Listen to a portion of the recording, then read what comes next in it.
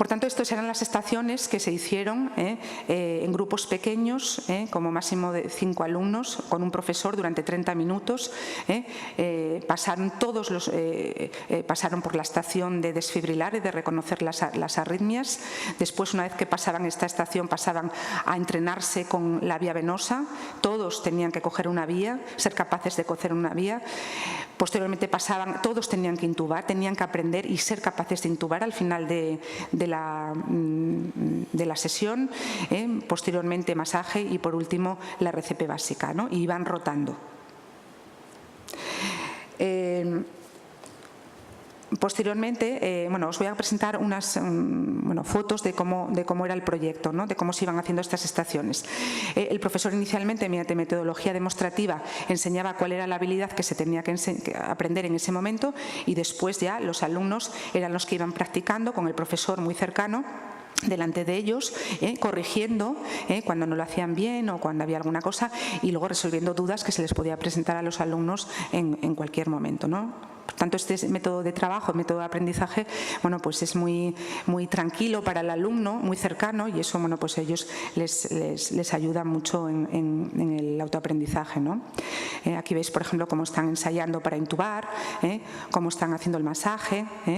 Bueno, en esta fase de ejecución también se seleccionó el líder del grupo, que era el que iba, pues a dirigir. Esa selección del líder del grupo, la verdad es que nosotros lo hicimos por el orden alfabético, siguiendo los apellidos, para que no hubiese ningún tipo de problema, según la lista de matriculados. Lo hicimos así, cada 5 alumnos, el siguiente iba a ser el líder de su grupo. Y luego, pues se hizo la RCP integrada, los llamados megacodes. La segunda fase práctica, una vez que ya, eso lo que os comentaba, los alumnos ya habían adquirido esas competencias individuales, pues pasábamos a hacer la puesta en común sobre el maniquí con un caso clínico, ¿no? Entonces el profesor de manera verbal cuenta el caso, y el grupo con un líder es el que manda al resto de los alumnos lo que tiene que ir haciendo, y pues se va desarrollando el caso clínico, ¿no? A veces el profesor lo que hace es cambiar la secuencia del caso, pues a lo mejor hacer que el paciente empeore o que mejore, para que ellos tengan que cambiar la actuación, y eso pues sirve también para reforzar el conocimiento y para pues también el profesor ver si efectivamente los contenidos se los saben, y saben cambiar, como en la vida real, ¿no? Con un paciente en una sala de críticos, ¿no? Una parada pues es una cosa dinámica, es algo dinámico que no sabes por dónde y a veces tienes que improvisar, no sabes por dónde va a salir. Y luego el resto de los alumnos están participando en el aprendizaje de manera que están observando cómo sus compañeros están aprendiendo, están desarrollando el caso, ¿no? Y es una manera también de aprendizaje, y eso, pues y además veis que lo están pasando entre comillas bien, ¿no? O sea, que al final se convierte en una clase divertida, ¿no? Al final, pues se comenta el caso, se les pregunta a los alumnos cómo se han visto en su actuación, se resuelven dudas, y pues entre todos hacemos una puesta en común de ese caso, ¿no? Por último, en la fase de evaluación, que ya fue en marzo, pues se evaluaron conocimientos después fue a finales ya de marzo, de los conocimientos adquiridos mediante el mismo test que se había pasado inicialmente para ver el porcentaje de mejora. Se les pasó también a los alumnos una encuesta de satisfacción para evaluar qué opinaban del proyecto, si les había servido, y se hizo una evaluación general del proyecto. Y en la fase de resultados se realizó una elaboración, una memoria final del proyecto pues con todos los resultados. Fueron 131 alumnos, 87% de todos los matriculados los que realizaron el test de conocimientos.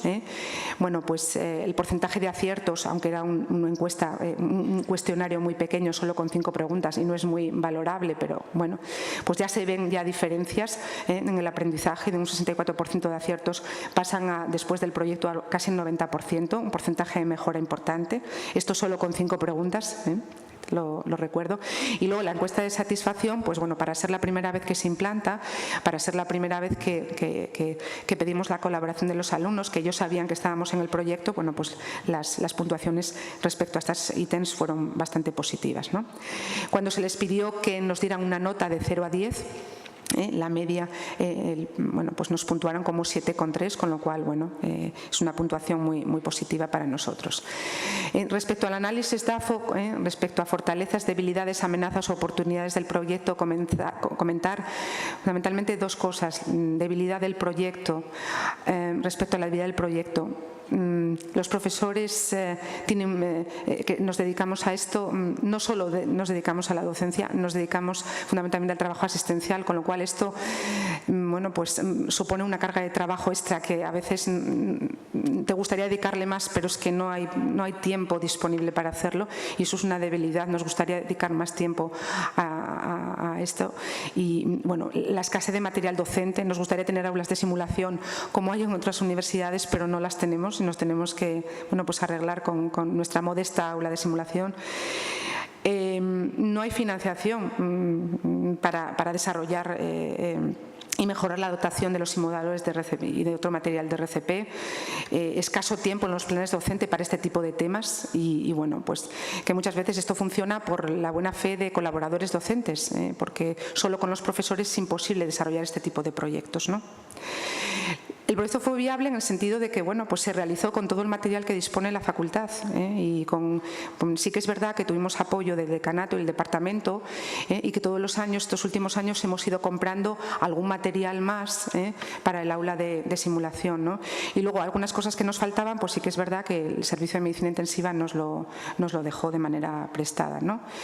Y ya para concluir, bueno, pues he sacado estos 3 puntos que os voy a comentar. La simulación, después de todo el proyecto, nos parece que es un método docente que facilita mucho el aprendizaje de nuestros alumnos, aprendizaje en competencias y en habilidades técnicas en medicina, probablemente también en muchas otras disciplinas no sanitarias.